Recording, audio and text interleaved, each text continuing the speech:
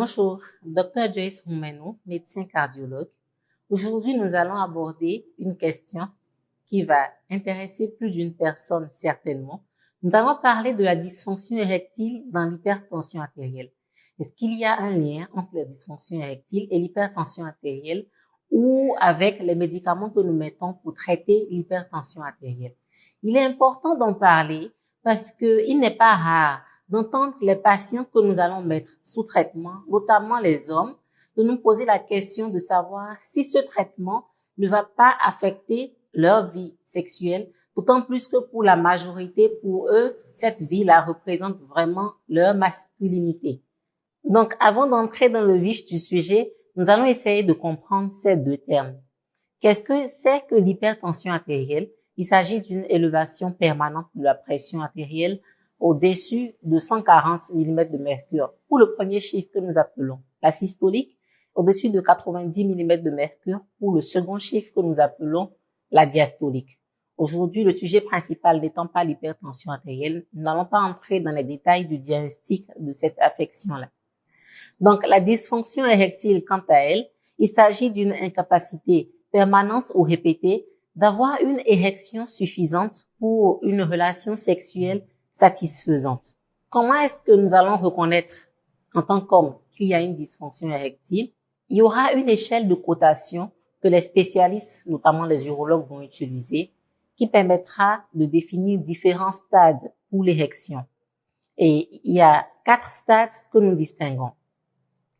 Le premier stade, stade numéro 1, c'est que le pénis sera gonflé, mais pas du tout rigide. Le second stade, c'est qu'il y a un début de rigidité du pénis, mais qui est insuffisant pour qu'il y ait une pénétration pour un rapport sexuel. Au stade 3, c'est qu'il y a une rigidité qui permet une pénétration pour un acte sexuel, mais qui est incomplète. Au stade 4, c'est qu'il y a une rigidité totale, donc là, ce n'est pas une dysfonction érectile. Il est encore plus important de parler de la dysfonction érectile dans l'hypertension artérielle, parce que c'est un fait. Les études ont montré que 1 à 2 tiers des patients hypertendus vont présenter une dysfonction érectile, et une étude réalisée notamment à côté de chez nous, au Togo, a révélé 52% de troubles sexuels, notamment de dysfonction érectile, chez les hommes hypertendus. Donc, c'est un sujet sensible qu'il est important d'aborder parce qu'il va entraîner une souffrance psychologique double, notamment pour l'homme et aussi pour le couple. Donc, c'est en cela que la souffrance, elle est double. Enfin, il est important que nous ayons l'information parce qu'il y a une insuffisance de dépistage de la dysfonction érectile chez les patients hypertendus, simplement parce qu'il s'agira d'un sujet tabou et que donc les gens n'oseront pas en parler. Quelles seront donc les causes de l'apparition d'une dysfonction érectile chez un sujet hypertendu? Nous allons distinguer plusieurs types de catégories. Premièrement, la dysfonction érectile peut apparaître à cause de l'hypertension artérielle en elle-même parce qu'il s'agit d'une pathologie qui va toucher les artères. Pour que nous puissions avoir une érection, comme nous l'avons appris en biologie pour ceux qui ont été scolarisés, il faut un apport de sang dans une structure du pénis qu'on appelle les corps caverneux et c'est ça qui va conduire au processus de rigidité et tout ce qui est sous-entendu. Et donc, l'hypertension artérielle qui va toucher les artères qui amènent le sang aux différents organes, y compris cet organe génital-là, va donc affecter la qualité des parois de ces artères qui vont devenir plus rigides et vous comprenez par là que tout le mécanisme de l'érection peut être affecté. Donc l'hypertension en elle-même peut conduire à la survenue d'une dysfonction érectile. Ensuite, le retentissement de l'hypertension artérielle sur nos organes sera aussi un facteur qui peut conduire à la dysfonction érectile, simplement parce que l'apport de sang à certains organes étant affectés, on pourra avoir des complications. Il est reconnu que être porteur d'une hypertension artérielle, c'est avoir, par exemple, 8 fois plus de risque d'avoir un accident vasculaire cérébral, 5 fois plus de chances de développer une insuffisance cardiaque, 6 fois plus de chances d'avoir une insuffisance rénale. Ce processus-là, pour que les organes soient affectés, sera le même pour que nous puissions développer une dysfonction érectile parce que c'est une atteinte vasculaire. Ensuite, c'est vrai que dans une minorité des cas, les médicaments que nous prescrivons pour l'hypertension artérielle pourraient être responsables d'une dysfonction érectile.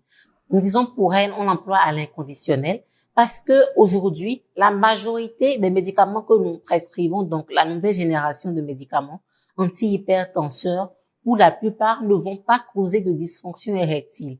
Dans quelques rares cas, on pourra avoir cette manifestation-là chez quelqu'un qui, par exemple, s'est retrouvé avec une dose trop importante de son médicament anti-hypertenseur. Il y aura plusieurs cas de figure à distinguer. Mais c'est seulement dans de très rares cas que nous découvrons que c'est le médicament anti-hypertenseur qui est à l'origine de la dysfonction érectile chez notre patient. Après, il y a une autre catégorie de causes, ça s'appelle les comorbidités. Dans ce cas-là, en fait, ce n'est pas l'hypertension artérielle, ce ne sont pas ses complications ni le traitement, c'est d'autres choses, d'autres affections que le patient hypertendu a et qui seront responsables de sa dysfonction érectile. C'est par exemple un diabète, c'est par exemple même le stress chronique, c'est par exemple une dépression qui est là. Il y a plusieurs catégories de causes qui peuvent conduire à la survenue d'une dysfonction érectile chez un patient hypertendu. Dès que nous avons constaté en tant qu'homme ou même en tant que femme qu'il y a ce trouble qui est apparu, puisque c'est un trouble qui va toucher le couple, qu'est-ce qu'il faut faire pour prendre cela en charge? Ce que nous conseillerons, c'est de ne pas hésiter à parler de ce problème-là avec votre cardiologue. Parce que comme nous l'avons dit au début, pour la plupart des gens, c'est un sujet tabou et ils auront du mal à aborder la question en consultation. Et même pour la minorité des patients qui vont l'aborder, ils ne vont pas préciser la question directement. Il y en a qui vont simplement nous dire qu'ils sont beaucoup plus fatigués que d'habitude. Ah oui, docteur, je me sens fatigué, ça ne va pas trop. Mais sans forcément entrer dans le vif du sujet. Moi, je vous exhorterai à ne pas du tout avoir de tabou sur ce sujet-là. Parce que l'homme, c'est un tout et nous aimons bien prendre en charge le malade dans sa globalité. Et dès que vous posez ce problème-là à votre cardiologue, il n'hésitera pas à pousser la recherche plus loin pour comprendre lequel de ces facteurs-là a conduit à une dysfonction érectile et pouvoir mettre en place un processus de prise en charge qui, dans ce cas-là, ne touchera pas uniquement le cardiologue, mais ce sera une prise en charge que nous appelons multidisciplinaire. Il sera amené à vous envoyer faire d'autres examens. Il pourra être amené à vous envoyer consulter un spécialiste qu'on appelle urologue. Il y aura un volet important qu'il ne faut pas oublier, c'est le volet psychologique. Il pourra vous adresser vers un psychiatre ou un psychologue pour prendre également en charge ce volet-là. Alors, nous avons compris ensemble que la dysfonction érectile n'est pas un fait rare chez le sujet hypertendu et que il faut lever les tabous autour de cette question-là. Il ne faut pas hésiter à discuter de l'apparition d'un symptôme comme ça avec votre cardiologue. Et il est important de préciser pour finir que la dysfonction érectile est aujourd'hui identifiée comme un marqueur de risque cardiovasculaire chez l'homme.